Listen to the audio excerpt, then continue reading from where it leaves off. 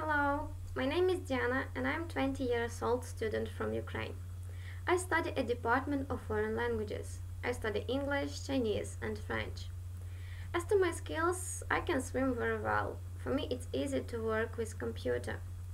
Also I have some work experience as waitress, shop assistant and housekeeping. I'm responsible, punctual and hardworking. I'm active and easygoing person. For me it's easy to make friends. I always try to do all my best. As to my hobbies, I used to draw portraits. I like reading, listen to music, and I really like watching films. And I just enjoy spending time with family, friends, or new people. Well, I would like to go to the USA to meet a lot of new people, to make a lot of friends, to improve my English, and to get to know more about American culture. Thank you for your attention. Bye bye.